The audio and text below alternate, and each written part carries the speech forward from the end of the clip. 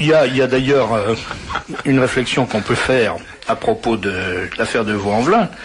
C'est qu'on n'a pas cessé d'entendre sur toutes les radios, on a entendu des sous-ministres glapir ça, que les jeunes manifestaient, les jeunes, c'est des jeunes qui ont fait ça, des jeunes quoi, on ne sait pas, mais c'est des jeunes, manifestaient leur détresse devant l'exclusion qui les frappe. Je veux dire qu'il n'y a pas de gens qui soient plus exclus que nous, militants nationalistes, en France. Hein. On est vraiment considérés comme des paillassons sur lesquels on peut s'essuyer les pieds comme on veut, on peut dire absolument ce qu'on veut des nationalistes. Si vous êtes français, blanc, catholique, vous êtes exactement, passez-moi l'expression, de la merde. Donc on a le droit de faire de vous ce qu'on veut. Et en tant qu'exclus, nous aussi on pourrait réagir. Imaginez qu'à la suite d'une réunion, par exemple d'un BBR quelconque, on décide de manifester notre détresse face à l'exclusion qui nous frappe en foutant le feu à un supermarché.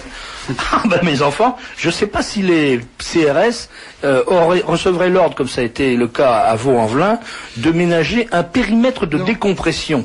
Ils feraient comme ils l'ont fait à Agen, c'est-à-dire qu'ils matraqueraient des soldats français musulmans de 80 ans, décorés, qui ont été tabassés, jetés à terre et leurs décorations arrachées. Voilà le pouvoir socialiste aussi, il faut le dire. Non, ça c'est pas le pouvoir socialiste, ça c'est les policiers qui ont fait ça. Oui, mais sur ordre du pouvoir. Mais personne. Mais il y a des policiers qui ouais. L'honneur des policiers, c'est aussi parfois de ne pas obéir aux ordres ignobles. C'est ce que je pense. Voilà, ils ont obéi à ces ordres ignobles, donc ils sont eux coupables. Les socialistes qui ont donné les ordres sont des salauds, mais ça on le sait depuis toujours. Mais il faut arrêter, parce qu'à droite on a tendance à dire la police avec nous, à soutenir systématiquement la police. Il faut quand même dire une chose. Il y a une part importante de la police qui est constituée de francs salauds. C'est une découverte que j'ai faite il y a fort longtemps, le jour où j'ai vu, moi, les policiers matraquer Jean-François Devet, qui était au dernier stade du cancer, devant Minute, et qui brandissait un drapeau français. Je rappelle que Devet a été décoré de la médaille militaire pour fait de résistance à 16 ans, c'est quand même pas très courant. Hein. Eh bien, j'ai vu des CRS, sur ordre, lui casser la figure à coups de matraque, alors qu'il était visiblement, il était mourant, il y avait qu'à le regarder pour le voir. Donc, on ne doit pas systématiquement considérer que le fait d'obéir à un ordre exonère un fonctionnaire de toute responsabilité. Le CSA n'a pas à mettre son nez dans le contenu des émissions. En tout cas, moi, j'autorise personne, pas plus le CSA que le président de la République, à mettre son nez dans mon émission. C'est moi qui décide de ce qu'il y a dans cette émission. Comme ça, point à la ligne. Alors, je vais dire, chaque fois que vous faites un pas en arrière avec ces gens-là, eux font 2 pas en avant. Et c'est comme ça qu'on perd non seulement la province, mais bien sûr Paris. Tandis que si on montre qu'on est déterminé à ne pas se laisser marcher sur les pieds par n'importe quel petit fonctionnaire grisâtre, eh bien, ils ont peur et ils reculent. Les socialistes sont des péteux, des froussards, on le sait depuis toujours, sont des lâches, ils ont une mentalité de vilains collabos, ils ont toujours été du côté du manche, et par conséquent, quand on aboie, ils reculent. Alors quand on mord, ils partent en courant. Donc il n'est pas du tout question que je cesse d'éructer. Je trouve qu'après tout, l'éructation est une très bonne défense devant l'ordure. Alors, ce fait est à relever, c'est qu'en 15 jours, il y a eu 5 actions attentatoires aux libertés publiques les plus élémentaires, sous la rubrique « Il y a une direction des libertés publiques au ministère de l'Intérieur ». Alors, il faut mettre les gens en cause, effectivement. Les deux qui faisaient la paire, c'était Jox et Arpaillange. Je ne cite pas leur prénom parce que c'est le mien et qu'ils le déshonorent. L'un et l'autre s'appelant Pierre. Et Arpaillange déclarait, j'ai la déclaration, qu'il travaillait en étroite liaison avec le ministère de l'Intérieur. Et la super de la part du garde des Sceaux, oui, dans un pays où la séparation des pouvoirs liaison avec le ministère de l'Intérieur. Il vient de prendre une claque supplémentaire après son départ avec le Parlement européen qui a refusé de lever l'immunité parlementaire de Jean-Marie Le Pen, et même les gens les plus hostiles au président du Front National, là, sont vraiment dégoûtés des façons de faire de M. Arpaillange. Alors les deux faisant la paire, il en reste un, c'est le Jox de l'affaire Delaveau, c'est le Jox de l'interdiction de la fête de Jeanne d'Arc, c'est le Jox de l'affaire de Carpentras. Alors, ce que je crois, c'est que beaucoup de journalistes ont dit, le Front National a la même position que le Parti communiste, dans cette affaire. Roger, je voudrais que tu fasses litière de cette déclaration.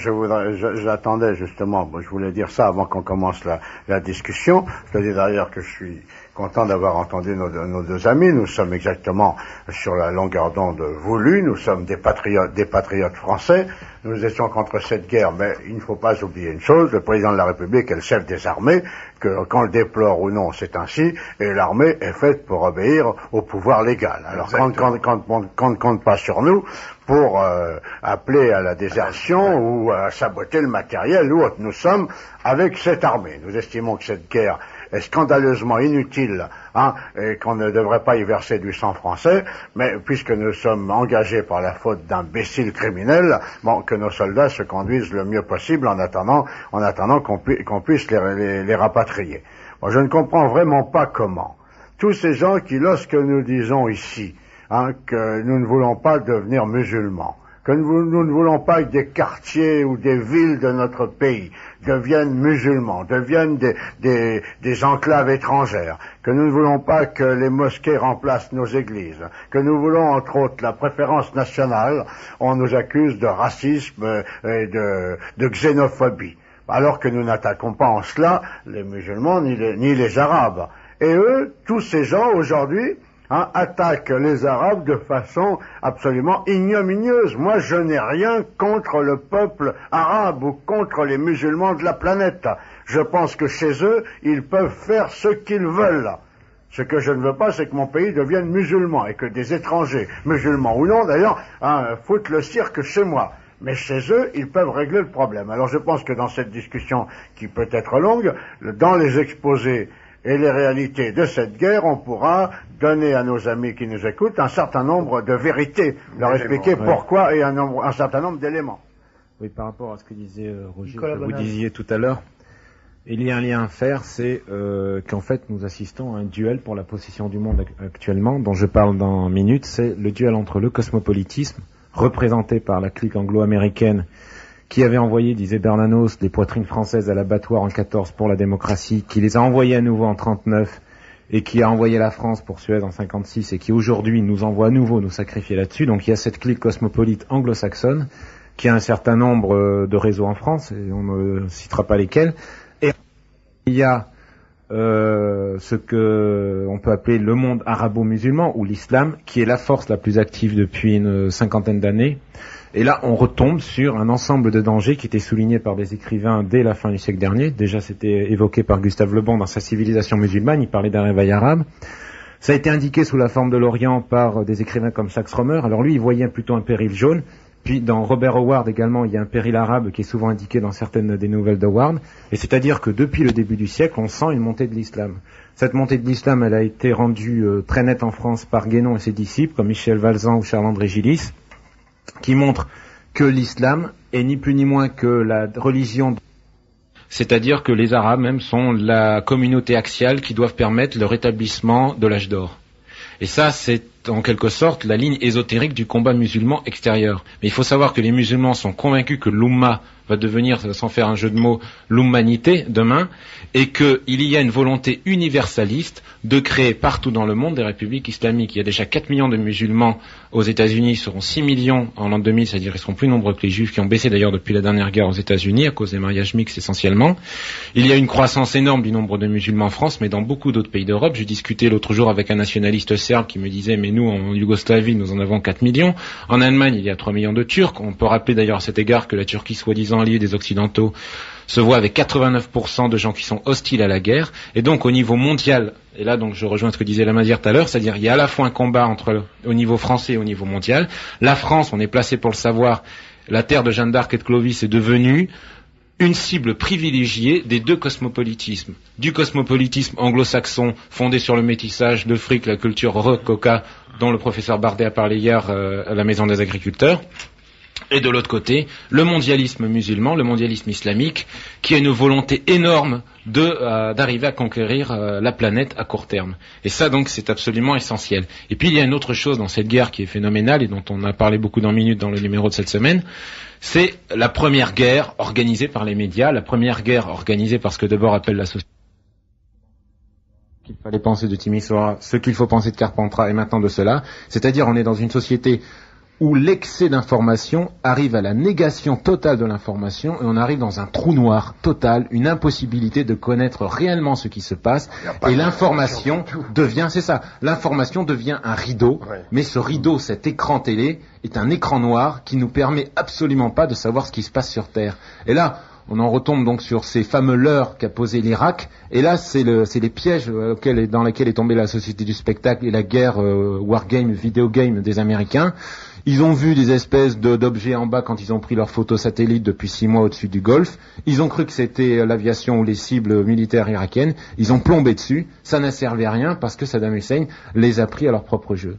Donc, et cette guerre de la société du spectacle, on a vu donc dès le début, en août-septembre, les médias, l'événement du jeudi, FR3, etc., sèment la haine contre les Arabes qui a été menée de main de maître depuis plusieurs années, d'abord par les films américains, Rambo, etc., ou les Chuck Norris, qui ont été également financés par le Cannon Group qui appartenait à des Israéliens, haine contre les Arabes qu'on a retrouvée au moment de l'affaire Rushdie, agression totale comme agression contre les chrétiens à la même époque sur la religion musulmane, et évidemment, autre agression, c'était à propos de l'affaire du voile, où les médias se sont polarisés totalement dessus. On n'aura pas à s'en plaindre nous, puisque c'est grâce à ça qu'on a remporté les Dreux, mais d'un autre côté, c'est vrai, non mais ce qu'il faut comprendre dans ce conflit qui oppose ces deux monstres, c'est que nous sommes le petit David au milieu de deux Goliaths qui vont s'affronter, au milieu de ce Fafner et de ce Fasold de la légende germanique qui sont en train de se bouffer. Nous sommes le petit Siegfried, le petit héros germanique qui attend que ces deux géants énormes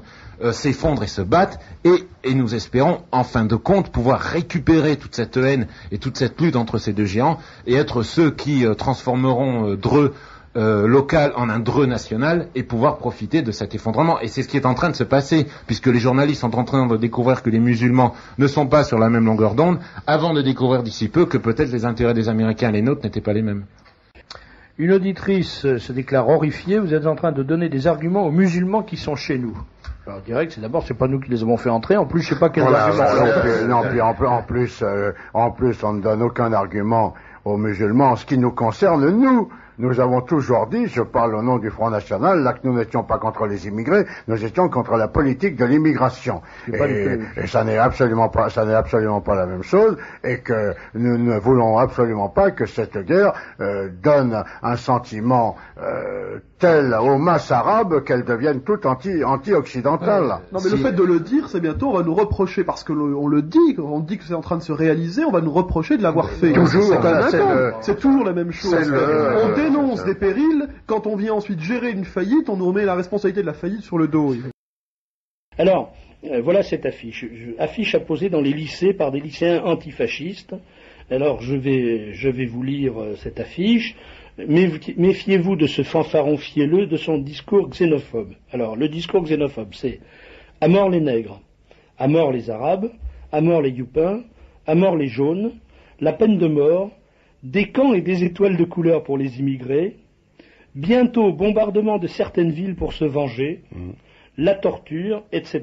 Le Pen ne nous apportera que misère, peur, souffrance, violence, confusion. Son discours déshonore la France. C'est un malin. Oui, mais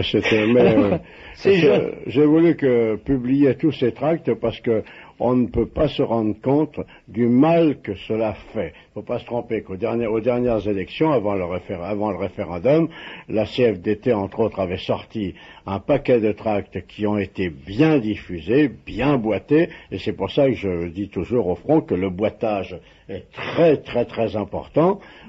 Mais moi je parle de tracts bien faits. Eux, les gens de la CFDT ou du Parti communiste révolutionnaire, c'était pas des tracts très bien faits, c'était des tracts un peu loufoques, mais ils nous accusaient de n'importe quoi. Ils nous accusaient de n'importe quoi, tout ce qui leur passe par la tête. Eh bien, une personne par-ci, une personne par-là qui croit ce genre de sornette, à la fin, ça fait des milliers, des dizaines de milliers de voix. Et quand on voit les affiches, parce que les photos qui sont là sont des reproductions d'affiches, de grandes affiches, certaines d'un graphisme qui n'est pas n'est pas mauvais d'ailleurs. Bon, ça tourne toujours autour des camps de la mort, autour de Le Pen Adolphe et tout ça. Enfin, c'est une litanie sans fin. À tout jamais, eux, c'est la résistance, c'est le grand cœur, c'est la générosité. Nous sommes des gens exécrables et tout ça. Et le plus dramatique, comme je le disais tout à l'heure, c'est que les déclarations, les affiches et les tracts de ces louvetingues sont repris plus ou moins officiellement par les partis traditionnels, par les télés, par les radios, par le RPR, par le PR, par monsieur Seguin, par monsieur Pasqua, par monsieur Toubon, par tout ce beau monde qui prennent exactement fait et cause pour toutes les déclarations que font ces gauchistes ou ces gens totalement débiles. Quelle que soit la diversité des opinions qui s'expriment au micro de cette radio, jamais personne n'a fait ce que je vais faire, je crois, en 5 ans. Je vais dédicacer, vous savez comme on faisait sur les radios, de Fifi à Loulou pour son anniversaire, et on passe un disque. Alors là, je dis à Tonton, du fond du cœur, ce disque qui lui rappellera des bons souvenirs.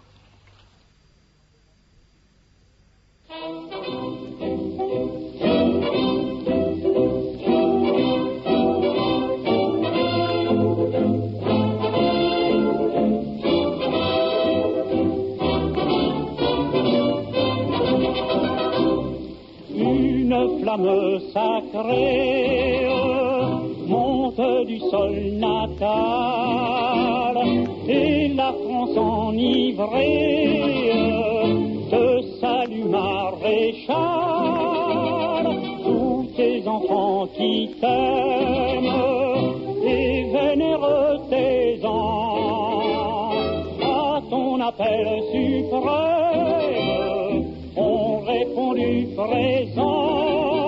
Maréchal, nous voilà devant toi, le sauveur de la France. Nous jurons, nous tes gars, de servir et de suivre tes pas. Maréchal, nous voilà, tu nous as redonné l'espérance, la patrie renaîtra. Maréchal, maréchal, nous voilà.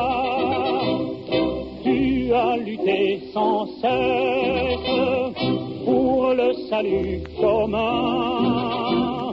On parle avec tendresse du héros de Verdun en nous donnant ta vie, ton génie et ta foi. La patrie, une seconde fois, maréchal, nous voilà, devant toi le sauveur de la France. Nous jurons, nous tes gars, de servir et de suivre tes pas. Maréchal, nous voilà, tu nous as redonné l'espérance, la patrie renaîtra. Maréchal, maréchal, nous voilà. Maréchal, nous voilà. Devant toi, le sauveur de la France. Nous jurons, nous tes gars, de servir et de suivre tes pas. Maréchal,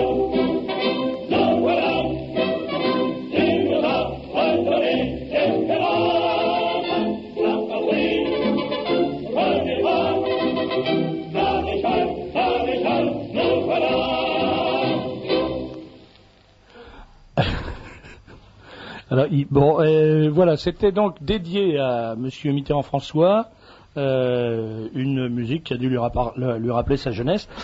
Et moi, lorsque je me suis engagé à la fin de la guerre pour libérer ce pays, lorsque j'ai été piqué les mitrailleuses, comme tout le monde le sait, aux Allemands, eh bien, il y avait beaucoup de gens qui se dirigeaient aussi vers la gare de triage de Noisy-le-Sec. Mais ils se dirigeaient vers des wagons de beurre et de cigarettes. C'était pas du tout la même chose. Celui qui s'est fait tirer sur la gueule à la mitrailleuse lourde, c'est moi, avec mon petit copain. On s'est fait tirer dessus à la mitrailleuse lourde, parce que nous, on s'attaquait aux wagons d'armement. Les autres, ils s'attaquaient aux wagons de beurre et aux wagons de cigarettes. Alors ils vont nous dire, là aussi, vous devez vous taire, vous n'avez pas à dire ça, mais ça commence à bien faire. Ça commence à bien faire. Et avec le Cercle national des combattants, et surtout avec le drapeau, l'association des anciens déportés et des anciens résistants du Cercle national des combattants, nous comptons mettre les pieds dans le plat. Voilà, nous avons autant de résistants qu'en face. Nous avons autant de gens qui ont été déportés qu'en face. Et puis moi, je pars du principe que tout ça s'est passé il y a 50 ans. Alors je préférerais ne pas en parler. Je préférerais, pour l'honneur de mon pays, pour l'amour entre les Français nécessaire pour essayer de garder la place de la France. Mais comme le disait Serge, cette place de la France, est-ce qu'elle existera encore si ce oui à Maastricht est acquis? Parce que, pardon de te couper, Roger, mais il y a quand même quelque chose qui est extraordinaire, c'est quand on lit la presse, quand on écoute les déclarations des différents leaders politiques, communautaires, associatifs, des consciences, des personnalités morales, des justes, comme ils disent, quand on les entend, on s'aperçoit que c'est exactement les mêmes qui disent « On ne peut pas, en France, se réconcilier entre nous, une fois pour toutes, c'est exclu. On ne veut pas se réconcilier avec les Français qui ont commis les crimes qu'ils ont commis. Mais en revanche, il faut voter oui à Maastricht parce qu'on va tomber dans les bras des Allemands et on va s'embrasser sur les deux joues. » Personnellement, j'ai rien contre la réconciliation avec les Allemands, mais enfin, je trouve quand même extravagant qu'on refuse de se réconcilier avec des Français et qu'on soit prêt à se jeter dans les bras des Allemands, où, il me semble, je peux me tromper, j'ai pas la statistique, mais il me semble quand même qu'en Allemagne, aux alentours des années 40, il y avait plus de nazis qu'en France. Je sais pas, on n'a pas d'historien autour de cette table, je peux pas vérifier, mais si un auditeur est pas d'accord avec moi, il peut téléphoner s'il a des chiffres. Il me semble qu'il y avait plus de nazis en Allemagne qu'en France en 1942, par exemple, et que même en 42, la situation, par exemple, des Israélites était encore plus désagréable en Allemagne qu'en France. Vous voyez, je crois ça, moi, mais je suis pas historien, je peux me tromper. Oui, mais ces gens, il est sûr et certain que ces gens racontent n'importe quoi sur tous les sujets. Si on voulait, on pourrait les reprendre. Si on avait les radios, si on avait la grande presse, on pourrait les reprendre. Et les journalistes pourraient les reprendre. Ce sont les mêmes qui viennent nous raconter, par exemple, qu'un petit pays comme la Croatie ne peut pas être indépendant, parce qu'il est trop petit. Mais ce sont les mêmes qui pensent que 45 000 Kanaks peuvent être indépendants en Nouvelle-Calédonie. Enfin, c'est atterrant qu'aucun journaliste ne saute sur ce genre de choses et n'explose. Moi, je ne peux plus regarder la télé, je ne peux plus écouter la radio, j'en ai par-dessus la tête et je suis sûr que les 3/4 des Français sont comme moi. Mais qu'est-ce qu'ils viennent nous parler des Boches? Mais la radio des Boches n'était pas pire que celle-là, c'est la propagande Staffel. Tous ces gens travaillent à la propagande Staffel socialiste.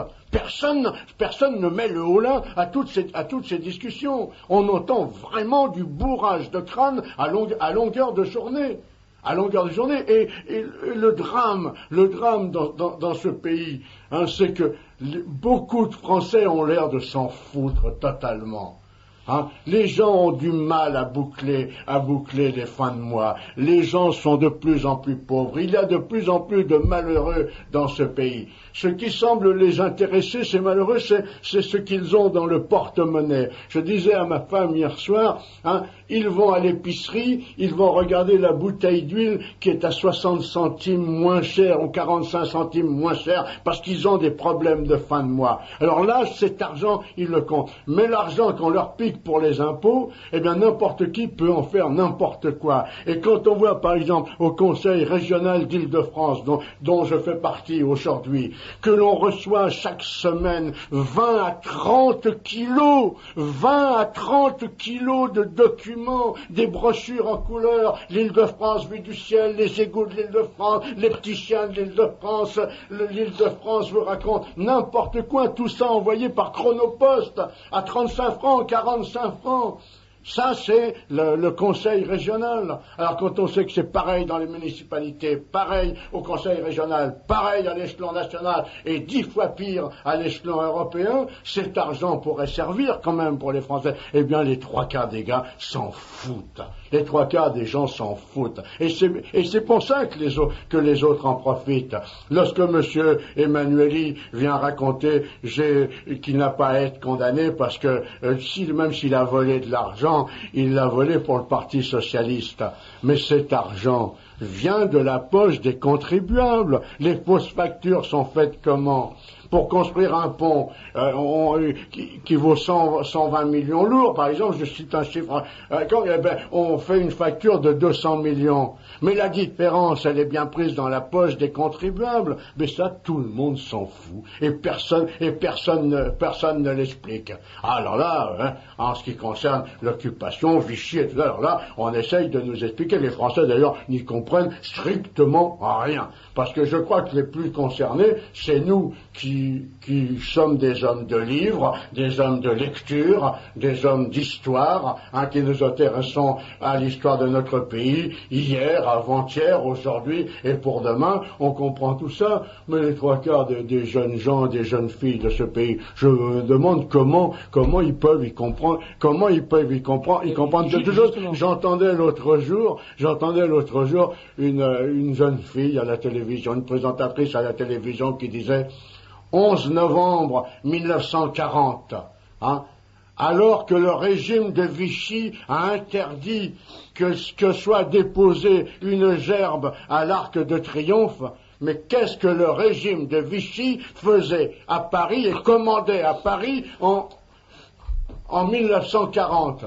Bon, c'est les Boches qui commandaient à Paris à ce moment-là. Et les Boches, à ce moment-là, eh bien, je les voyais. Moi, j'étais avenue Kléber chez ma grand-mère, qui était concierge, et je sortais, et jusqu'à la fin de mes jours, je répéterai ce que je voyais dans la rue. Il y avait là, au métro Kléber, à la station Kléber, la plus près du Trocadéro, un mutilé de la guerre de 14, qui avait une jambe coupée et un bras coupé, et il vendait des billets de la loterie, parce que la loterie marchait, même sous l'occupation, il vendait des billets de loterie. Et il avait sa Légion d'honneur pendante et sa médaille militaire, et tous les soldats allemands du 2e classe au général qui passaient, il y avait que ça dans ce quartier, le saluaient, et les gens disaient, ah, ça c'est poli. Et à 200 mètres de chez ma grand-mère, il y avait un garage, et moi je regardais les Boches comme des occupants. J'avais 12 ans, et dans ma famille on était anti-Boche, je les regardais comme des occupants, un peu fascinés parce que j'étais un gosse. Mais là, tous les gens à chapeau mou, tous les gens à canne, à pommeau d'argent qui étaient sur le trottoir de l'avenue Kléber et qui habitaient là,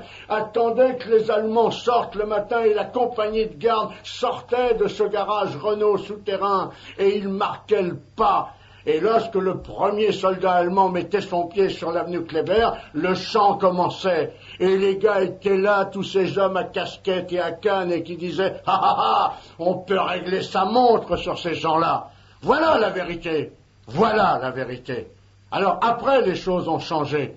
Mais c'est avant que le maréchal Pétain avait été mis au pouvoir par un gouvernement de Front Populaire, par une assemblée de Front Populaire. Alors s'ils veulent écrire l'histoire, eh bien qu'on l'écrive entièrement et qu'on rende à chacun ce qu'il a fait. Nous n'avons rien à voir dans toute cette histoire. Nous étions des gamins, nous étions des genoux, nous n'avons rien à perdre à ce que l'histoire de France soit écrite telle qu'elle doit être écrite. Mais alors qu'on écrive l'avant, le pendant et l'après, après. Parce que nous, anciens Indochine et d'Algérie, on a peut-être à ce sujet, au sujet de la trahison de tous ces gens, pas mal de choses à dire.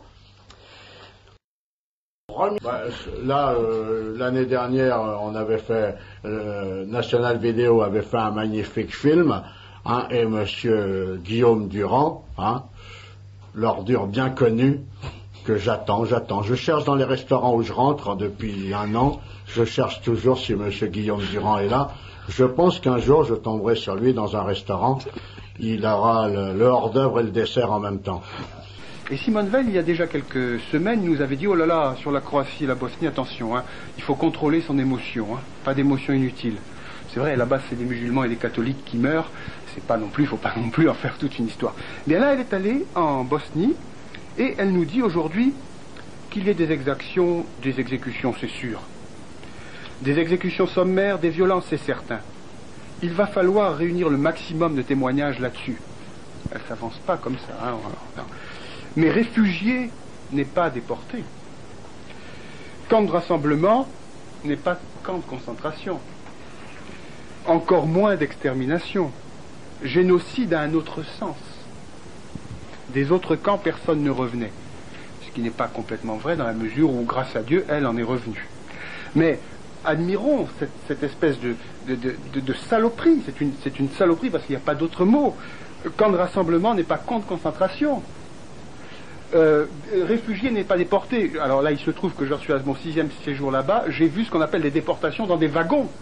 Il y a des gens qui sont dans des wagons, et bien souvent à quai en ce moment, qui attendent de partir.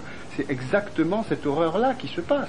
Alors, qu'on n'en fasse pas des kilomètres, si on veut, mais cette espèce de label qui est mis sur le mot génocide, cette espèce de sang-froid tranquille de Mme Simone Veil, qui en petite tailleur, et avec le poireau d'Elpech, débarque dans ce malheur, débarque dans cette abomination, et nous demande de garder notre émotion intacte, et de surtout pas utiliser le mot génocide, à quelque chose d'écœurant. J'en redirai 2 mots de maintenant présent parce que ça me prend à la gorge depuis que j'ai lu cet article, mais voilà, ces gens-là, il faut le savoir aussi. Bon. Quand on est dans une situation comme la nôtre, dans laquelle il n'est pas possible de savoir finalement si c'est le paradis ou l'enfer, c'est qu'il y a forcément un trucage du langage qui fait que le choix ne porte pas sur la décision mais la compréhension du choix lui-même. Bon. Et ça, c'est ce que j'appelle une guerre de représentation, qu'on peut appeler aussi une guerre de désinformation, mais la représentation est plus totale. Alors, ce qui est caractéristique dans le phénomène de Maastricht, c'est que la victime ou la future victime ne peut en général pas imaginer à quel point son bourreau est capable du pire. Je discutais cet après-midi avec une journaliste, pourtant une journaliste politique, dont c'est le travail quotidien, et elle me disait, vous croyez vraiment que non seulement ils disent l'inverse de la réalité, mais qu'ils savent que c'est l'inverse de la réalité? Et elle avait l'air étonnée de penser que c'était incontournable, comme on dit. Bon. Et je prends un exemple très concret. Vous prenez par exemple l'affirmation de Mitterrand en 1981, qui avait dit que finalement il apporterait 1 million de chômeurs en moins. Bon.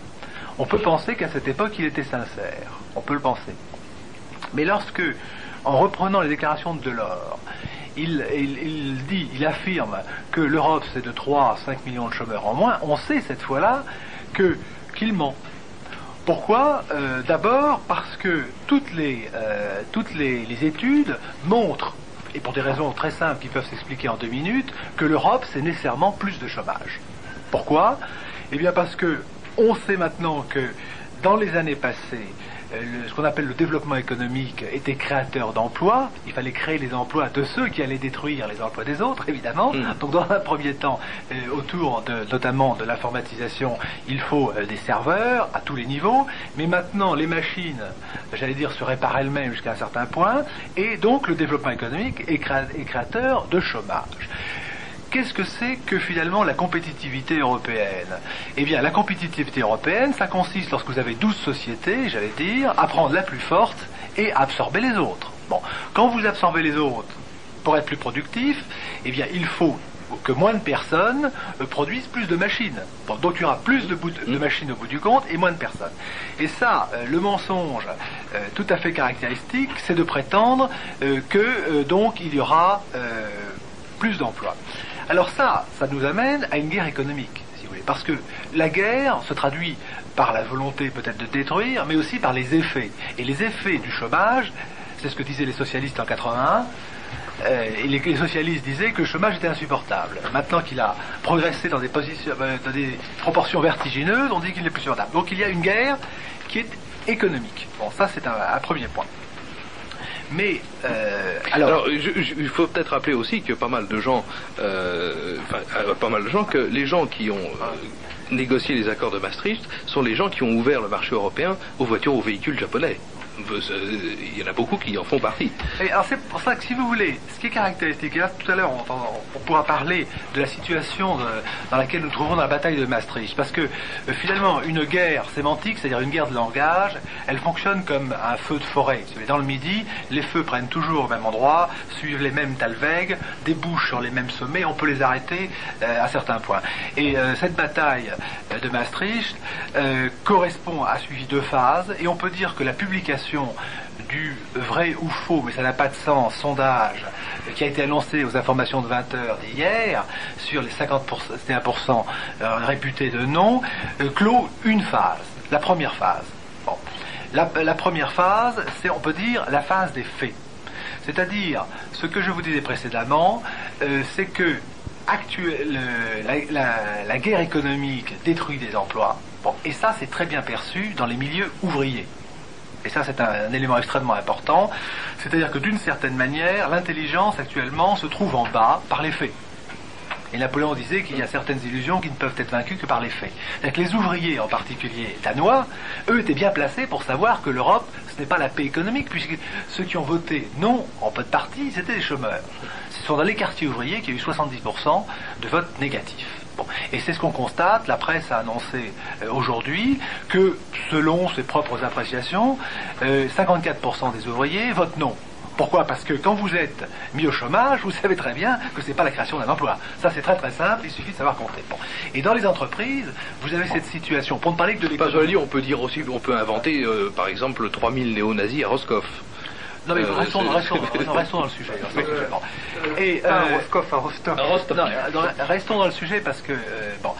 Et donc, vous avez cette guerre économique. Et deuxième situation, c'est que vous avez les systèmes de commandement des entreprises. Quand vous avez 12 entreprises et qu'il n'en reste plus qu'une, vous avez le système de commandement qui est dégonflé. Donc au bout du compte, vous avez des dizaines de milliers de personnes déplacées et vous avez des cadres qui perdent leur travail. Ça, c'est un fait absolu. Donc, quand vous avez le président de la République et d'autres qui disent que l'Europe va créer des emplois, si vous voulez, c'est évidemment un mensonge politique. C'est ce que Platon appelait le noble mensonge. Platon distinguait le mensonge du commun et le mensonge. Bon. Le mensonge, le noble, celui, effectivement, du philosophe ou de celui qui prétend diriger la cité. Alors, juste pour terminer sur le point que j'ai abordé, la première phase de la guerre, eh bien, donc, les personnes qui sont touchées de plein fouet par la crise le savent. Et, dans un premier temps, les tenants du oui avaient décidé de se taire pour des raisons que tout le monde sait ou peut imaginer, c'est-à-dire c'est le rejet du pouvoir en place, et donc l'intoxication qui consistait à utiliser la méthode Coué pour faire croire que, comme l'a dit Pierre Bérégovoy lorsqu'il a fait son discours de politique générale, et qu'il a dit à la fois que les fléaux de la France, c'était le chômage, c'était l'insécurité, c'était la corruption, il a en même temps fait l'apologie de l'Europe. Or, il est évident, et maintenant tout le monde commence à le sentir, les poubelles allemandes étant venues à la rescousse, si vous voulez, et il y a un côté burlesque dans cet appel aux frontières pour arrêter des poubelles, sur lesquelles je n'insisterai pas, que tout le monde a suivi, mais on sait que l'Europe, c'est plus de chômage. C'est mécanique, hein, ce n'est pas une opinion. Il y a eu une très bonne émission sur la 3 récemment avec 8 millions de chômeurs dans quelques années. Donc c'est le secret de Polichinelle de tous les professionnels. Hein. Ils savent que actuellement la politique consiste à détruire des emplois et le franc fort y contribue. Ça c'est un autre aspect auquel vous me ferez penser tout à l'heure. Et j'écoutais un patron récemment d'une grande entreprise me dire: notre situation paradoxale, c'est que notre mission, c'est de détruire notre emploi. Alors qu'on ne nous dise pas, qu'on ne le sait pas. Bon. Et plus l'insécurité, il est évident que c'est comme la peau, si vous voulez, une frontière préserve une valeur, elle a un effet, elle arrête, mais elle arrête quelque chose, c'est comme la peau. Donc on sait très bien, et tous les événements liés à la mafia l'ont montré, et d'ailleurs, Helmut Kohl l'a dit. Parce que le côté sadique, si vous voulez, qui a été très bien décrit par Sade, c'est pour qu'il y ait du sadisme, il faut qu'il y ait vertu. Donc le sadique tient absolument à ce qu'on préserve la vertu. Bon. Et le côté tout à fait paradoxal, c'est que l'homme qui a tenu le discours le plus populiste contre Bruxelles, d'une certaine manière, je ne sais pas si vous le suivrez, mais on peut dire que c'est Mitterrand. J'en donne les pages dans mon livre. L'homme qui parle le mieux de la bureaucratie pour la condamner de Bruxelles, c'est Helmut Kohl. Et celui qui dit le mieux que finalement la mafia va prospérer en Europe, c'est Helmut Kohl. Donc, dans la bataille des faits, et je ne parle pas de la corruption, parce qu'il est évident que plus un système est abstrait, et l'abstraction est au cœur de ce livre, plus on est loin des réalités, plus on est tenté de tricher, plus on a besoin d'appui dans la réalité, et plus la corruption se développe. Bon, ça c'est les vieilles idées, peut-être totalement rousseauistes ou de la démocratie à la base, mais c'est que plus on a un système qui permet au personnel de ne pas être touché par la conséquence de leurs actes, plus il y a de corruption. Donc l'Europe, c'est tout à fait plus de chômage, plus finalement de corruption et d'insécurité. Et lorsque Pierre Bérégovoy le dit, il le sait, Pierre Bérégovoy. Bon. Donc là, on est au cœur d'une figure politique qui est totalement importante, qu'il faut totalement intérioriser et comprendre, c'est que nous ne sommes pas dans une situation où c'est un peu plus ou un peu moins. Nous sommes en face de personnes qui disent exactement l'inverse de ce qu'elles pensent en supposant que finalement la victime ne va pas être capable finalement de supposer cette chose-là, parce qu'on tombe sur un problème affectif. Bon. Et donc la première phase a échoué, d'une certaine manière, c'est-à-dire qu'on espérait que par le silence, par divers procédés mécaniques, eh bien on arriverait à gagner la bataille des faits. Maintenant elle est perdue. C'est-à-dire que maintenant il faut François Mitterrand et son équipe sont en train de revenir à la deuxième phase, pour laquelle j'ai écrit ce livre, justement. Parce que la première phase, j'ai commencé ce livre à dessein en citant une phrase de Rousseau. Commençons par écarter les faits, car ils ne touchent point à la question. Bon. Et si vous voulez, c'est un vieux réflexe d'un certain nombre de personnes qui se considèrent comme réalistes, c'est de dire que ce sont les faits qui sont importants. Les faits ne sont pas importants. Ils sont à la fois tout à fait indispensables et tout primordiaux, mais les faits ne comptent pas parce que le même fait est vu de deux manières opposées par des personnes en fonction de ce qui se passe dans une petite glande qui est au sommet du corps qui s'appelle le cerveau.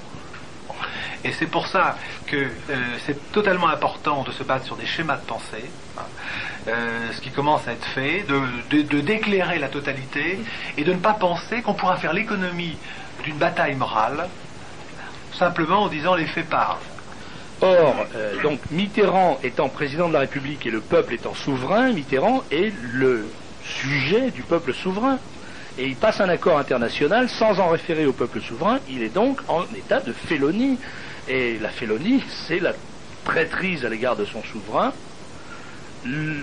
Par conséquent, il ne faut pas inverser les choses. C'est-à-dire quand le pouvoir nous dit si vous refusez de signer Maastricht, en quelque sorte, vous vous conduisez en félon vis-à-vis de l'Europe, la vérité est exactement inverse. C'est ceux qui ont pris la décision de signer ce pacte ou ce traité sans avoir l'aval du peuple qui sont des félons.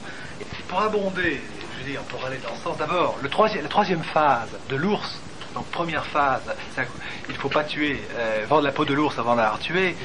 La deuxième phase, c'est à quoi ça sert de le tuer si on ne l'a pas vendu, et après on arrive à la corruption. Une fois qu'on l'a vendu, pourquoi le tuer? Et alors, sur la question de la félonie, ce qu'on n'a pas trop l'habitude de faire, parce qu'on est pris par le temps, par un certain nombre de difficultés, c'est de prendre l'explication grammaticale. Parce qu'actuellement, c'est toute la définition du peuple souverain, on joue, si vous voulez, on dit que le peuple est souverain, et on fait comme s'il ne l'était pas. Alors, une fois que l'on fait marcher, si vous voulez, le discours de 1789, qui me semble parfaitement adapté à la situation actuelle, on en tire un certain nombre de conséquences extrêmement intéressantes. Et dans le processus de Maastricht. Et ce qui est très intéressant, c'est que le 20 septembre, c'est l'avertissement que je lance. Je dis, si le peuple est vraiment souverain, qu'il le montre. Et la manière, le vote ne s'use que si l'on ne s'en sert pas. Bon, la seule manière de montrer qu'on existe, et on le fait quand on est jeune, en se posant, en s'opposant, c'est de dire non, finalement, pour montrer qu'on existe. Et reprendre la main, si vous voulez. Bon. Et ce qui est très, très, très frappant, c'est que dans le mécanisme, on dit le peuple est souverain. Donc vous regardez le dictionnaire, le peuple est souverain. Bon. Alors quel est le souverain, quel est le sujet? Comment le souverain doit-il se comporter avec le sujet? Alors on voit que le sujet c'est Mitterrand. Bon, les mandataires, il y a les mandataires et les mandants. Les mandataires, ce sont nos sujets, enfin les sujets du peuple souverain. Dans un mécanisme de souveraineté, qu'est-ce qui se passe? Les décisions ne sont pas prises avant qu'on ait réfère au souverain. Et dans le mécanisme de ratification de Maastricht, on voit que d'abord le président signe, après le Conseil constitutionnel voit qu'il n'avait pas le droit de signer, ensuite vous avez, si vous voulez, la révision de la Constitution, etc. Et puis alors une fois que le poulet est complètement ficelé, etc., on l'apporte en tremblant devant le souverain en disant qu'il signe. Donc c'est un mécanisme totalement d'inversion. Sur la couverture, le vrai pouvoir des francs-maçons. Ah là là. Le vrai pouvoir des francs-maçons. Alors, hop, enfin on va tout savoir. Ciel, je suis découvert. Et je lis, en fait, faut pas se tromper. Ils disent pas comme ça. Il ne faut pas se tromper. Oui, parce qu'eux, ils savent causer. Bien sûr. Les loges ne sont pas des cabinets occultes. Pas du tout. Les frères ne sont pas du tout les tout-puissants de l'ombre. Non, non, non. Il y a absolument, la franc-maçon ne présente absolument aucun risque pour la démocratie. La preuve, c'est que sur 40 ministres, il y en a à peine 14. Oui. Et alors, on apprend quand même au fil de l'article que, c'est vrai, la franc-maçonnerie n'est pas une menace pour la démocratie, mais on apprend que les hommes politiques de toute tendance s'entendent comme larrons en loge, que les étiquettes politiques c'est de la rigolade, que toutes les grandes lois ont été préparées dans les cercles de réflexion maçons, et même parfois, nous dit Challenge, l'exposé des motifs des lois au mot près a été rédigé en loge. Donc, les lecteurs de base que vous êtes, Serge de Beketch, oui, les lecteurs de base découvrent avec stupéfaction que les élections c'est du bidon, que les partis politiques font semblant de s'opposer, que toutes les lois importantes sont préparées à l'avance et en dehors des institutions républicaines. En effet, Challenge a raison. La franc-maçonnerie ne menace pas la démocratie. La démocratie n'existe pas. Ah, par exemple, pour parler vous parliez de l'Ukraine, on est là en présence vraiment d'une situation qui est inextricable, puisqu'il est évident que la Russie ne peut pas accepter de perdre son accès à la Méditerranée, ou de subordonner son accès à la Méditerranée au bon vouloir des Ukrainiens, et de la Crimée, parce qu'il y a aussi ce problème qui se superpose. Donc, là, obligatoirement, un jour ou l'autre, on débouchera sur des situations d'antagonisme et d'affrontement, à moins d'en revenir à une situation fédérale qui rétablira en quelque sorte l'ancienne Union soviétique sous une appellation différente. Beaucoup de critiques de cinéma ont vu dans Nosferatu le vampire la préfiguration de l'irruption du nazisme en Allemagne. Autrement dit, quand on fait la caricature d'un catholique en imitant une photo qui représente le vampirisme nazi, on est accusé d'être antisémite. Vous comprenez bien qu'avec des crapules de cet ordre, des canailles intellectuels de cet acabit, il est totalement inutile de faire quelque effort que ce soit pour essayer de prouver sa bonne foi. Donc je dis, alors je vais être grossier et écarter les enfants de la radio, ceux qui m'accusent d'antisémitisme, je ne leur répondrai qu'une chose, je vous emmerde. Point à la ligne.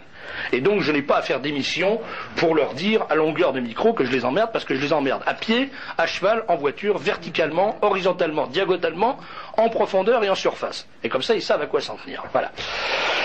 Bien, et je rappelle d'ailleurs que s'il y a des lois en France qui interdisent d'être antisémite, il n'y a pas de loi qui fasse obligation d'aimer les gens au motif qu'ils appartiennent à telle ou telle religion. Je dois dire que ça peut arriver un jour, mais c'est pas encore le cas. Alors tant qu'il n'y aura pas d'obligation d'aimer les gens, j'aurai le droit de dire ce que je veux et de dire quand j'aime pas les gens que je les aime pas. Voilà, quelle que soit leur religion, qu'ils soient orthodoxes, adorateurs de l'oignon, juifs ou membres de la fameuse secte dont nous parlait Marc Dem, la secte de l'église qui arrive demain, c'est pas ça, non? C'était pas tout, enfin, ce qui est arrivé d'ailleurs, qui est pas arrivé. Il y a un film qui vient de sortir et à l'élaboration duquel tu as participé. Non, j'ai pas participé. Tu n'as pas du tout participé. Non. Même de loin. Ils m'ont dit avoir utilisé mon livre. Ah oui. Mais j'ai pas participé au film. Alors je suis d'autant plus libre d'en parler. Oui, libre pour en parler. Et je dis qu'il est très réussi. Comme conseiller technique, c'est Dr Petiot, c'est. Alors quand j'ai été voir le film, je m'attendais à je ne sais quoi, parce que c'est une affaire tellement longue, tellement compliquée, Je suis actuellement en train de le traiter là en 6 passages, en 6 articles dans Détective. On va parler de Détective aussi, parce que là, il s'est passé une chose extraordinaire. Ce journal, qui était considéré, bon, disons les choses clairement, qui était considéré depuis des années comme un journal de conspige, un journal de concierge. Oui, mais alors là, justement, il y a eu une révolution. Non, mais je vais le défendre, parce que ce journal considéré comme un journal de concierge a été créé en 1928 par Kessel, et ont participé au début du journal Macorlan. On a Siménon avant Siménon, c'est-à-dire au temps où il n'était que Sim. On a eu des papiers à l'époque de Morand. On a eu la collaboration alors d'un remarquable fait diversier qui était Marcel Montaron. Marcel, admirable toujours. Oui. Et l'idée avait été de faire, au fond, c'est le premier journal de faits divers. Bon.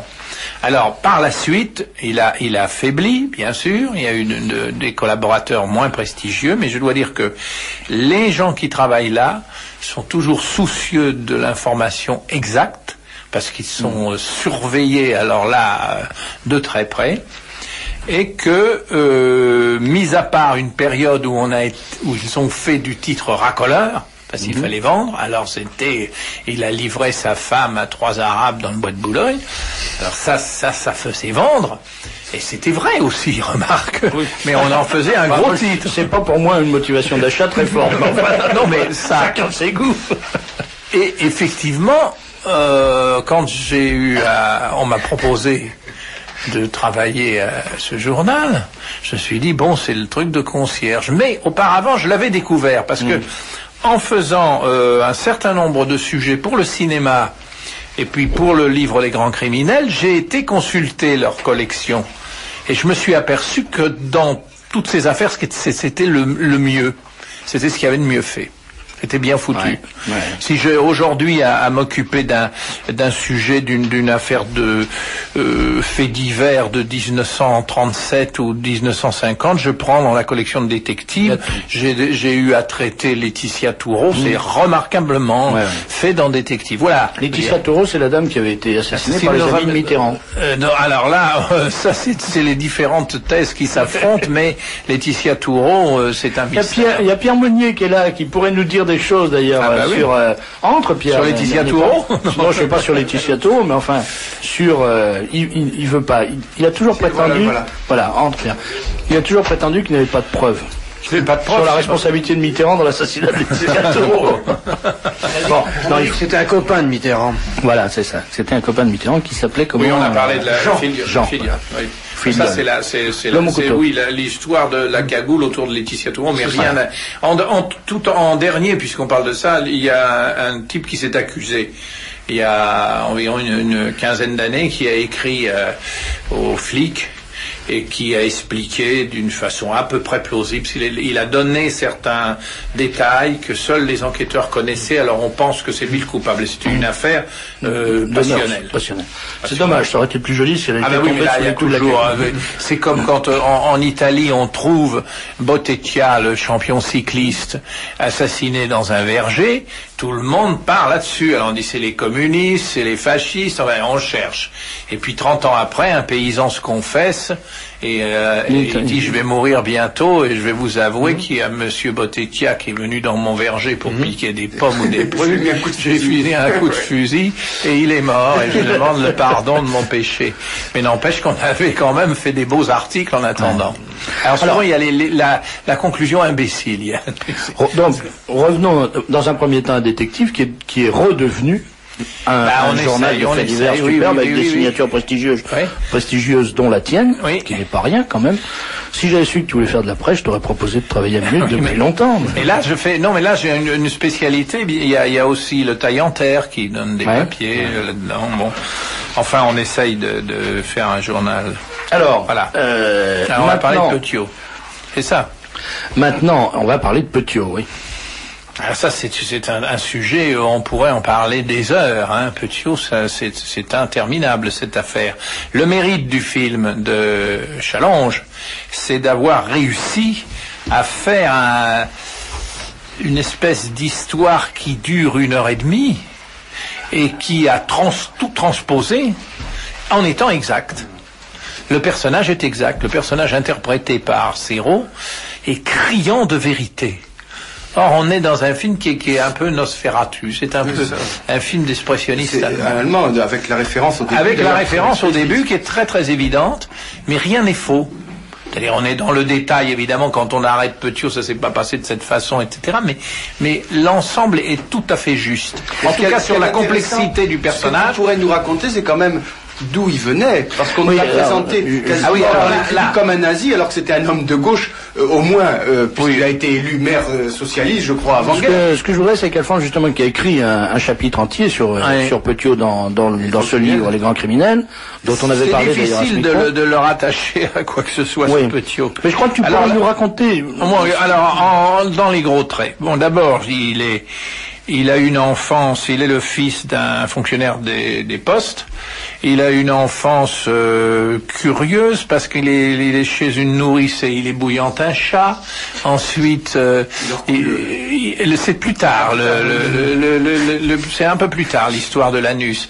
C'est là il vole des lettres dans les boîtes aux lettres. Il a 12-13 ans et puis il les envoie, il des cachettes et puis il envoie à l'amant la lettre du mari, etc. Il fait le sac de nœuds épouvantable dans le corbeau, totalement. Et ça, alors bon, il est brillant, il est intelligent, il est considéré comme intelligent. Et puis arrive la période de la guerre de 14, il s'engage en 1916, il est blessé au pied. Et à la fin de sa convalescence, on passe un examen psychiatrique et là, on le trouve dingue. Alors, première chose, on le trouve, alors vraiment, le rapport est très très fort. Alors, il est enfermé pour le restant de ses jours. Mais, il arrive quand même à s'en sortir. Oh, miracle, les psychiatres se contredisent, il sort. Et il commence ses études de médecine. D'ailleurs, il aura une chose qui est très très drôle qu'on ne dit pas, c'est qu'il a amorcé une thèse sur la folie de Landru. Ah, ça c'est très drôle. Il a quand même. Il a commencé à travailler sur il a travaillé ça là-dessus, puis il a abandonné. Alors, comme il était ancien combattant, il a eu des facilités, puis il est devenu docteur en médecine, il s'est installé. Mais déjà, là, pardon de te couper, mais il y a quand même un phénomène extraordinaire, c'est-à-dire que ce type qui est dingue, dont on sait qu'il est parfaitement dingue. Tout le temps, ça va être ça. On s'est dit qu'il est dingue, il va être médecin. Il est médecin. Les Français marchaient pas mieux à l'époque que maintenant. Bien sûr, il s'installe à Villeneuve-sur-Yonne, c'est donc sa région, et il est d'abord considéré comme un assez bon médecin. Et le film d'ailleurs montrera très bien que cet homme pouvait aller soigner gratuitement des gens, dont une petite fille leucémique, et avec beaucoup de dévouement. C'est-à-dire il y a le docteur Jekyll, Mr. Hyde chez lui. Et dans cette période, il va essayer de faire une carrière politique. D'ailleurs, il y a un monsieur qui a traité un livre sur la tentative politique de Petiot. Alors, il se présente comme radical de gauche, enfin une étiquette comme ça un petit peu républicain de gauche, voilà, républicain de gauche. Mais alors il y a d'autres gens de gauche qui lui en veulent. Bon, alors il est élu maire de Villeneuve. Et là, alors il se marie. La femme de Petiot dira toujours qu'il a été un très bon mari, et sans aucun problème, parce qu'il faut dire que par la suite on l'a interrogé, cette dame. Et alors là, il y a déjà, alors j'ai oublié une chose, dans la première période, il a une petite bonne, Louisette. Cette petite bonne raconte dans le pays qu'elle est enceinte, mais que le médecin arrangera ça. Elle disparaît. On fait une enquête très vague, et quelque temps après, dans la région, on a trouvé un cadavre d'une jeune fille, la tête coupée. On n'a pas été plus loin. Bon. Il devient maire de Villeneuve. Là, on remarque plusieurs choses où il est assez curieux. C'est qu'il est kleptomane. Il va chez ses clients, mais il emporte des petites choses sans intérêt. C'est-à-dire, il vient là, il emporte un stylo, il emporte un cendrier, C'est n'importe quoi. Il est kleptomane. Bon. Il a une première affaire qui est un petit peu douloureuse, c'est l'affaire de la laiterie avec Madame de Beauve. Alors cette femme a une laiterie, la laiterie brûle, on intervient, Petiot est là d'ailleurs, on trouve cette femme assassinée à coups de marteau dans la laiterie, elle a brûlé. Dans la caisse, il y avait une somme de 250 000 francs, il en manque 8 000. Dans la politique, c'est un peu cloche-merle, là, à Villeneuve, à ce moment-là. Il dit, le docteur Petiot, je l'ai vu par là, il faut l'interroger, on ne pousse pas plus loin. Et puis ce malheureux type, alors là, vraiment, lui, c'est vraiment le roi des caves, il a des douleurs rhumatismales, il rencontre Petiot 3 semaines après. Il dit, mais qu'est-ce que vous avez, vous traînez la patte? Il dit, mais ça va pas, mais écoutez, venez me voir, je vais vous faire des piqûres. Vous avez dit du mal de moi, ça fait rien, je vais vous soigner. Il va voir Petiot, on fait les piqûres, et il est mort le lendemain. Et on ne pousse pas plus loin. Bon. Est-ce qu'il va le faire virer? C'est Jox qui était ministre de l'Intérieur à l'époque ou quoi? Non, alors attendez, non, vous allez voir, le ministre de l'Intérieur, le Premier ministre, le président du Conseil, c'est Laval. Ah. Et le président de la République, c'est Doumer. Et quand il va détourner l'électricité à son profit, il va être révoqué de sa place de maire. Et auparavant, il s'était présenté à des élections générales comme rival de Pierre-Étienne Flandin. Ah. Et il a failli le coiffer au poteau. Grand Flandin. Voilà. Bon. Alors, il est viré et il vient à Paris. Et il s'installe 66 rue Caumartin. Là, on a le prospectus de Petiot. Il serait à lire en entier. Oui, c'est un prospectus de... Il y a tout. Oui, vas-y. Il soigne notamment, il a été le promoteur en 21-23 d'une technique parvenant à la suppression complète de la douleur dans les accouchements, cela sans anesthésie régionale ou générale et sans instrument plus ou moins dangereux. Cette méthode permet de supprimer aussi la douleur dans les affections même les plus pénibles, sciatique, rhumatisme, névralgie, zona, névrite, ulcération, cancer. Il soigne aussi les maladies nerveuses. Il a été créateur, avec un physiologiste connu, mais dont il ne donne pas le nom, d'un matériel et d'une technique permettant d'obtenir la guérison de toute tumeur non généralisée. Puisqu'il est connu, cette désignation comprend non seulement les ganglions externes ou internes, les loupes, les lipomes, les polypes, les végétations, les verrues, les taches rouges, les goitres, les déformations, les tatouages, les cicatrices, mais aussi les fibromes, les tumeurs malignes, les cancers même profonds avant leur extension terminale. L'application aux ulcères, aux vas iris, aux hémorroïdes est évidemment très vite suivi de résultats définitifs, surtout s'il est scalaire. Mais ces principes analogues permettent de régler le fonctionnement des glandes endocrines et de traiter les états généraux déficients, artériosclérose, anémie, obésité, retour d'âge, diabète, défaillance cardiaque ou rénale, arthrite, dépression nerveuse, sénité. J'en passe, il y a 2 pages comme ça. Oui, il y a 2 pages, entières. 2 pages entières. C'est gai. Mais c'est peut-être pour ça d'ailleurs qu'il liquidait les gens, parce qu'il trouvait qu'ils avaient des loupes, des varices. Ça arrive plus tard. Alors, premier temps, il est entre 1931, je crois, à rue Caumartin et 36, sans incident notable. Et cependant, il gagne plus d'argent qu'il n'en déclare. Ce qui fait qu'il aura, sur l'année 1935, une déclaration d'impôt de 35 000 francs et les archers du fisc vont s'apercevoir qu'il en a gagné 500 000. Il aurait fait un parfait ministre socialiste. Alors, c'est ressemblant. Il a été élu comme tel. Il était dans le bloc de gauche. On suppose, mais alors avec vraiment des preuves presque à l'appui, qu'il faisait des avortements. Alors à l'époque, c'était interdit et un médecin pouvait se retrouver avec une peine de travaux forcés pour avortement. Et lui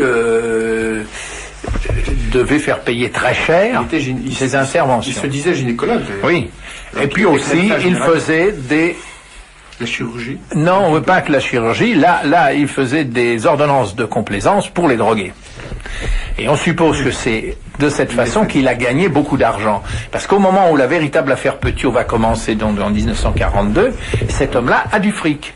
Il a acheté des immeubles. Il a acheté notamment le 21 de la rue Le Sueur, qui était un hôtel particulier où avait habité, l'ai-je bien descendu, la madame Cécile Sorel. Et il a des immeubles à Villeneuve, et il en a dans Paris. Donc il fait du fric. Il mène pas une vie dissolue, comme on pourrait dire, pas du tout. Il va un peu à la salle des ventes, il achète des bricoles, mais on ne remarque pas qu'il mène une vie de satrape. Il a une vie tout à fait ordinaire d'un médecin de quartier. Et toujours, il soigne des gens qui n'ont pas de quoi payer, un peu comme Céline dans Le Voyage au bout de la nuit. Et il soigne les pauvres. Bon. Mais, alors, en 36, qu'est-ce qui va se passer? Un certain jour, il va chez Gibert, il vole un livre. Avenue Boulevard Saint-Michel. On l'arrête, et là, il leur déclare, j'ai inventé le mouvement perpétuel, j'ai inventé une machine à refouler les matières fécales. Il avait donc fait des expériences épouvantables sur des chats qu'il avait cousu l'anus.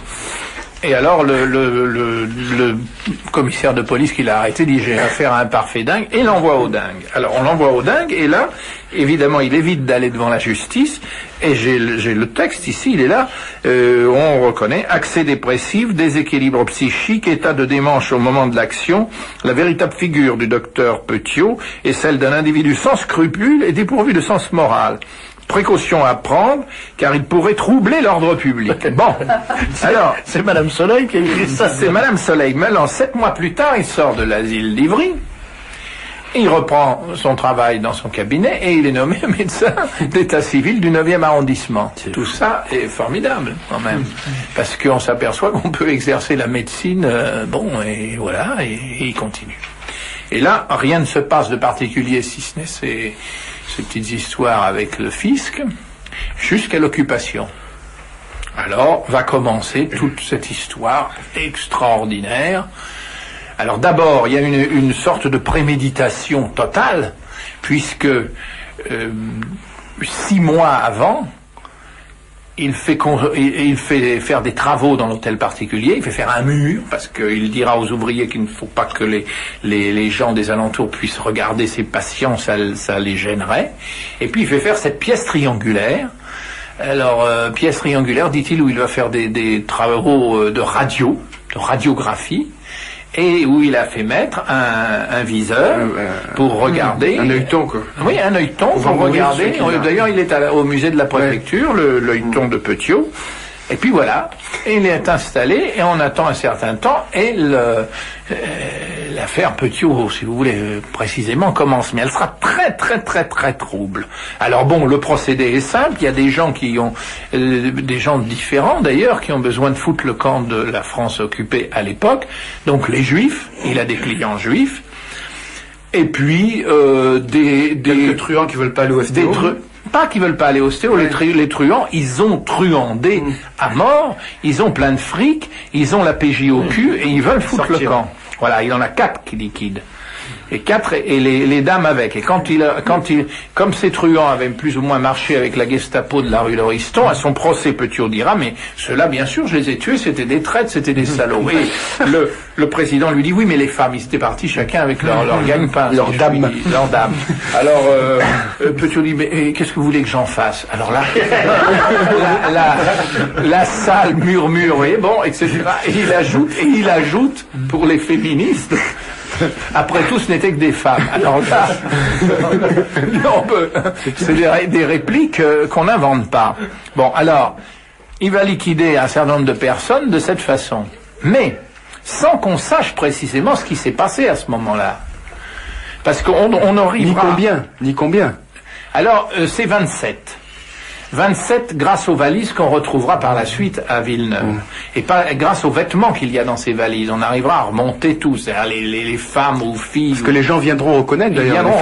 Ils viendront reconnaître. La première qui sera découverte, c'est une pute précisément qui allait s'habiller à tel endroit à Marseille. Alors on trouve les marques et on dit c'est Paulette qui était là, bon, etc. Alors donc celle-là sera découverte de cette façon.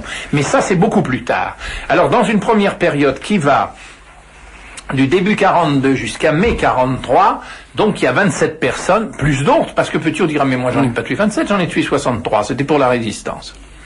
vous avez tué des juifs, mais c'était des juifs allemands envoyés par Hitler. Il a des réponses fabuleuses à tous les coups, Petiot.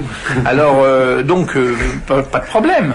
Il a inventé un réseau qui s'appelle Flitox, et il ne se défend pas d'avoir tué des gens. Il ne dira jamais comment il les a bousillés. Il dit, je l'ai tué j'étais dans un camion, puis je l'ai liquidé. Enfin, il me raconte des histoires très très bizarres, on n'arrive pas à savoir. Bon. Alors, jusqu'en 43. Mais, je t'arrête un petit peu. Est-ce qu'il n'y a pas quand même un réseau? Est-ce qu'il n'a pas des gens qui lui envoient des gens? Ah ben alors là, au moment où il va avoir besoin les premiers clients, il les trouve. Parce que les premiers clients, c'est par exemple un juif qui s'appelle Gouchinov, qui est fourreur et qui se fait soigner chez lui pour le diabète. Je lui dis, dites donc, je voudrais foutre le camp, les cheveux vont me piquer. Bon, bah très bien, j'ai une combine, donnez-moi 50 000 balles. Vous venez avec tous vos bijoux, toutes vos valeurs, et puis on y va. Et le type a rendez-vous avec Petiot un certain soir près de la place de l'Étoile et on le revoit plus, voilà. Et Madame Gouchinov dit mais où il est passé? Mais alors ce qu'il y a, c'est la période. Elle peut rien dire, cette femme. Qui va-t-elle trouver? Elle va trouver les flics. Puis bon il est parti, votre mari s'est débiné, il a passé en zone libre et puis voilà, ils ne cherchent pas, les flics cherchent pas ça.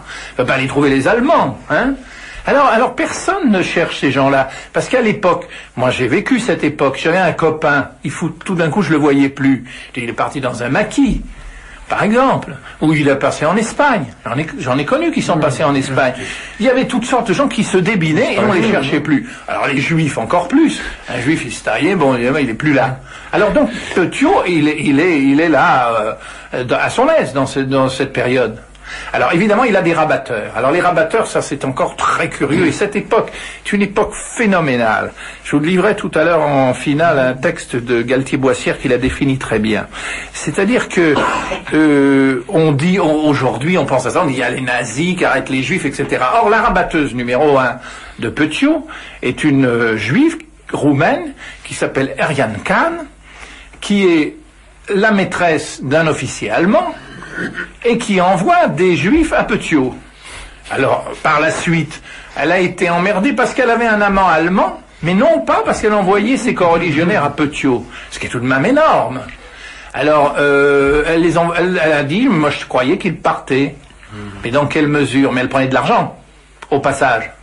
C'est très beau de la solidarité religieuse, mais enfin quand même, c'était 50 000 balles au passage.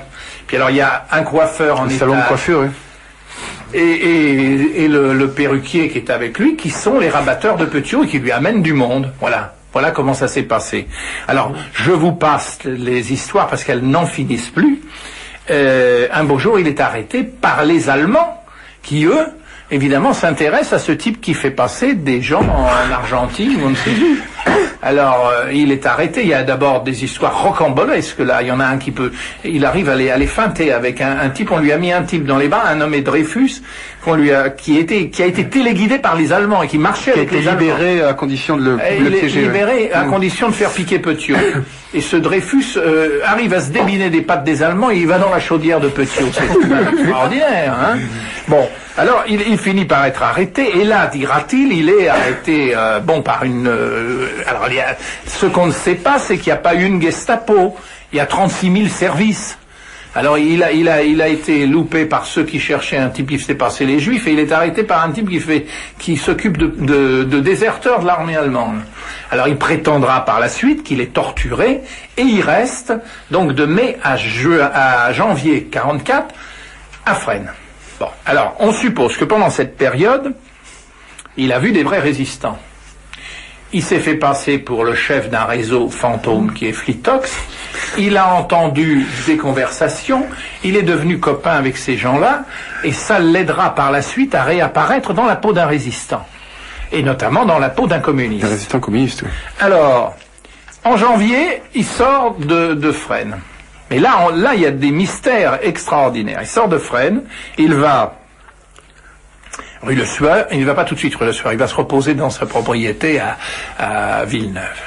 Et puis son frère va rue Le Sueur, lui dit, dis donc, il y a des cadavres là-dedans, on va s'en occuper. Alors Petiot va voir, il dit, mais tiens, ça doit être mes copains de la résistance qui ont laissé des cadavres là-dedans. Bon, alors on fait venir de la chaux vive, et puis Petiot vient s'en occuper 2 mois après. Et c'est là qu'il est, ce qu'on voit dans le film, je sais pas, la chaudière, les morceaux coupés en morceaux de cadavres et on les passe à la casserole. Mais, ce qui reste toujours un mystère, c'est que ces cadavres qu'on trouvera en mars 44 ne sont pas ceux que Petiot a pu liquider en 42. C'est pas possible. Non mais il y a eu cette période de 8 mois. Alors il y aurait des gens qui seraient à l'état de cadavre dans l'hôtel particulier de Petiot depuis 2 ans. Et frais. Bon. Et le docteur Paul trouvera à peu près 10 cadavres qu'il peut reconstituer, plus des morceaux de toutes sortes, et on ne sait pas au juste. Bon. Alors, le jour où il y a l'incendie, alors là, tous les détails sont croustillants, parce que on appelle les pompiers. Bon. On appelle les flics sont là. On appelle la concierge dit, mais c'est monsieur Petiot qui est le propriétaire, il habite rue Caumartin, elle téléphone, il dit, mais vous en faites pas, j'arrive. Bon. On suppose qu'il va se débiner, pas du tout. Alors il y a un flic qui, voyant les morceaux de cadavres, s'évanouit, le flic. Bon, Petiot arrive sur son vélo, et il rentre. Il fend la foule, il rentre. Il descend vers le fourneau, il regarde un petit peu les choses, il emporte une serviette, d'ailleurs, on pense. Et puis, un des flics lui dit, mais dites donc, restez là, le flic, l'agent vert. Alors, c'était un flic, le flic lui dit, mais vous êtes français? Alors, on est à la période où le débarquement est proche. Vous êtes français? Ah, bon, ici, c'est des cadavres, ce sont des collabos et des Allemands. Ah bon, il dit, allez, hop, il se barre, il s'en va. Le flic, après, inutile de dire, alors il raconte, on se croirait dans Courteline, là, il dit, il m'avait pas dit qu'il était le docteur Petiot. Bon, mais il m'avait pas dit qu'il était le docteur. Alors, on lui tape sur les doigts, là. Bon, là, on le met au piquet, hein, il est dégradé, il était brigadier.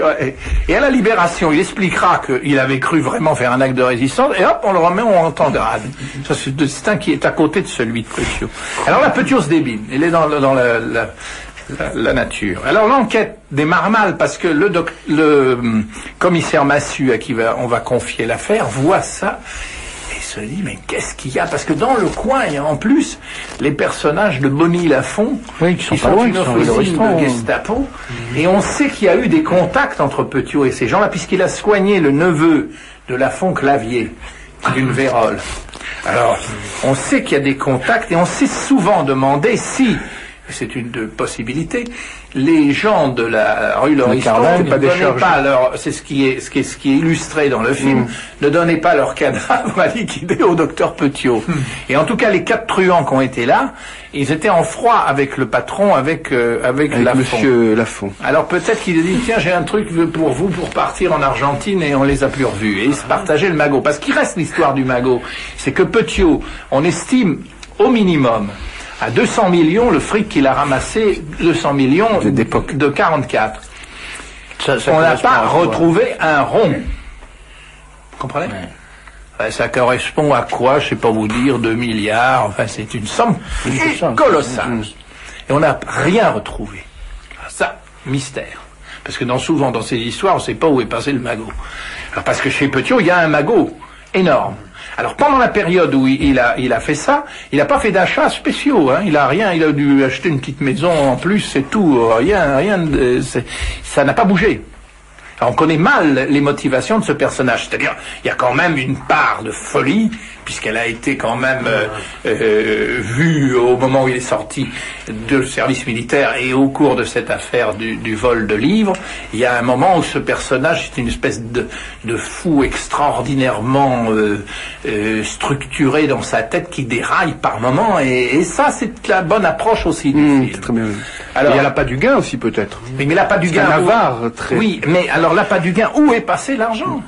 Et pourquoi tout ce fric qui a circulé dans ses mains à ce moment-là, où est-il?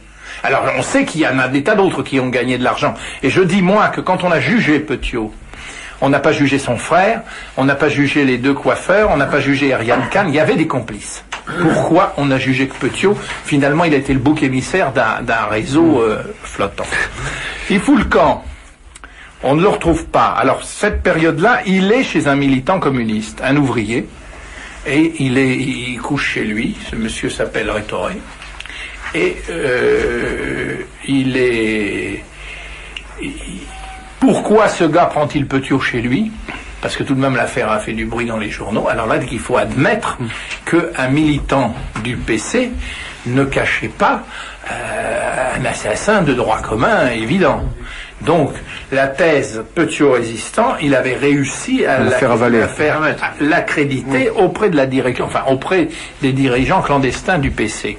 Il réapparaît à la Libération avec une barbe et un grade. Il est capitaine et il va piquer des papiers et il est le capitaine Valéry. Et là, il est chargé de l'épuration. Féroce. Il est à la caserne Reuilly. Ben, il est féroce. J'ai connu un type qui a eu affaire à Petiot. Il m'a dit non, il avait pas été féroce du tout avec moi. J'ai rencontré un type, il m'avait raconté ça. Il m'a dit non, il était très gentil, il y en avait des pires que lui. Oui. Bon, alors, donc, pendant cette période, là, il y a des choses encore bizarres qui vont tourner autour de lui. C'est que il y a des exactions qui sont faites un peu partout, et on suppose que c'est Petiot qui envoie des gens. Notamment l'assassinat d'un collectionneur de timbres dans les Yvelines, qu'on a liquidé à coups de marteau. On a emporté la collection, et puis voilà, on a arrêté ensuite les deux coupables. Parce que l'autorité, quand même, s'est rendu compte que c'était des truands et non pas des résistants. Et ces deux coupables à la santé ont été libérés sur intervention de Petiot, qui était devenu persona grata à la caserne Reuilly, où il était là, où il avait ses bureaux. Et il a déjà là sa carte, il montre déjà sa carte du parti. Il a pris, non mais il a un peu faible, où on montre pas l'implication communiste. Il a pris sa carte du parti, il a pris sa carte de Fransur, il a pris ce qu'il faut. Hein, c'était pas sympa, il a pris toutes ses précautions. Alors on a le sentiment, mais là ça serait très long de vous détailler ça, que pendant un moment, le PC le protège. On accrédite une histoire de lettres qu'il aurait écrite parce qu'un article était paru dans un journal le disant collaborationniste, et que en comparant la lettre et on est remonté jusqu'à lui. Mais un certain capitaine Simonin qui l'a arrêté. L'arrestation de Petiot est très curieuse, parce que si on remonte à Petiot par l'écriture, on va à la caserne et on l'arrête. Or, Simonin et les gens de la DGER veulent arrêter Petiot à la caserne, mais à la caserne, on leur ferme la porte au nez et on dit pas question. Alors, ils vont arrêter Petiot sur un quai de métro, en le ceinturant et en l'embarquant pour le livrer à la PJ et au juge d'instruction. Pourquoi les choses ne sont pas faites clairement? Ça, c'est une question. Et ensuite, ce Simonin sera en but au PC, qui va commencer à raconter l'histoire ce soi-disant, disent-ils, capitaine Simonin, qui en réalité s'appelle Soutif et qui a été à la Gestapo de Quimper. Or, tout est faux. Simonin sera réhabilité par un jury d'honneur de la police. Et pendant toute sa vie, enfin, il existe encore, ce monsieur. Et pendant toute sa vie, il est pourchassé par le Parti communiste. C'est-à-dire qu'un certain temps, il me semble qu'ils ont pu utiliser Petiot comme exécuteur de hautes œuvres, ou de très basses œuvres, on n'aime pas là. Et puis, tout d'un coup, on le lâche. Il y a un moment où c'est vraiment le poisson épouvantable, on le lâche. Et puis alors, après, on va aller vers un procès qui sera un peu bâclé, à mon avis. Bon, il est arrêté en... Il y a une question qui arrive, là, je te coupe une seconde. C'est intéressant, une auditrice qui dit, est-ce que l'argent de Petiot n'aurait pas servi à alimenter les caisses du Parti communiste? Alors oui, alors là, tout est possible, parce qu'il y a aussi l'argent de Petiot qui peut aller dans les mains des gestapistes, et qu'on retrouve avec des gens comme Ricord, qui ensuite, en Amérique du Sud, se sont lancés dans les affaires de drogue. Et là, c'est très difficile, on peut pas lancer une accusation, on sait pas, tout est possible, et tout est possible à cette époque. Et au procès, Petiot va dire, j'étais résistant, j'avais le réseau, le Flitox, et j'ai tué beaucoup de mouchards, j'ai tué des mouchards, et je suis un héros. Et son avocat, Floriot, va essayer de défendre cette thèse. Alors, le jour où il a pris Floriot, il était condamné, remarque. Remarque, il l'avait déjà eu avant, hein, et il s'en était bien tiré. Alors le procès est assez... un peu bâclé, je vous dis, parce que je pense qu'on aurait dû... il aurait dû y avoir plusieurs personnes dans le box, pas seulement Petiot. Mais le personnage était très très représentatif de l'époque. Alors, Galtier-Boissière, qui suivait le procès, lui avait remarqué que le procureur et le président n'allaient jamais au bout des questions dès que le Parti communiste était en cause. Ils avaient peur. Bon. Et il résume assez bien les choses, là, Galtier, dans son journal.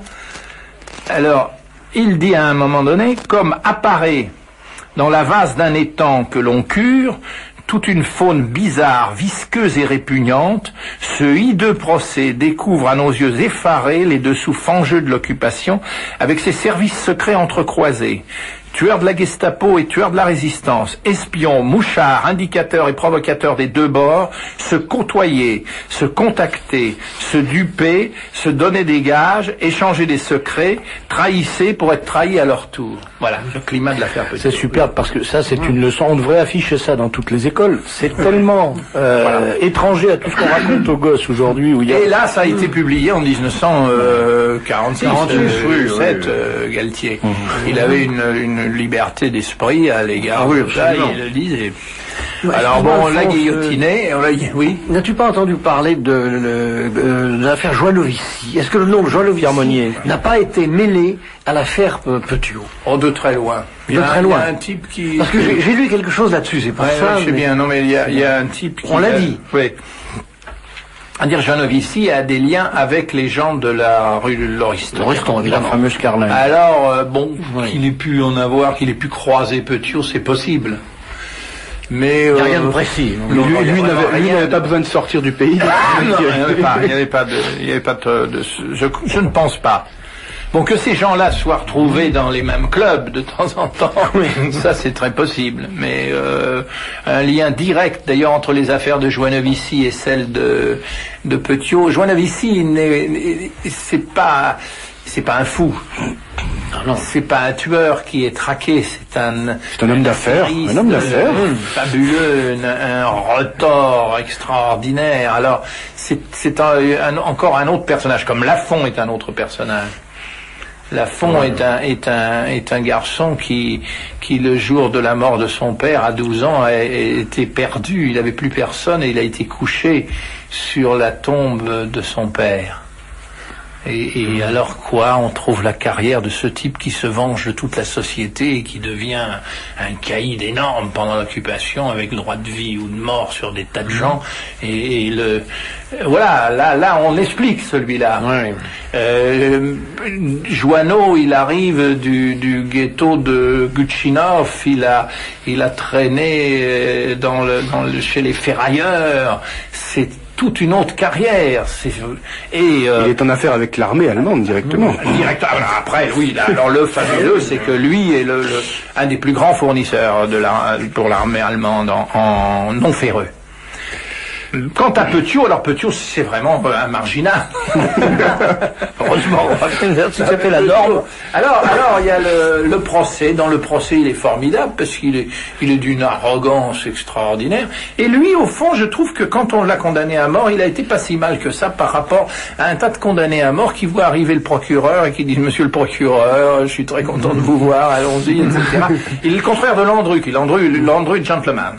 Le bourreau des Blair a dit: j'ai jamais rencontré un client aussi courtois que Landru. Ah bah tiens, on va faire plaisir à des auditeurs. Voilà, les auditeurs vont demander le remplacement de Beckett par Landru.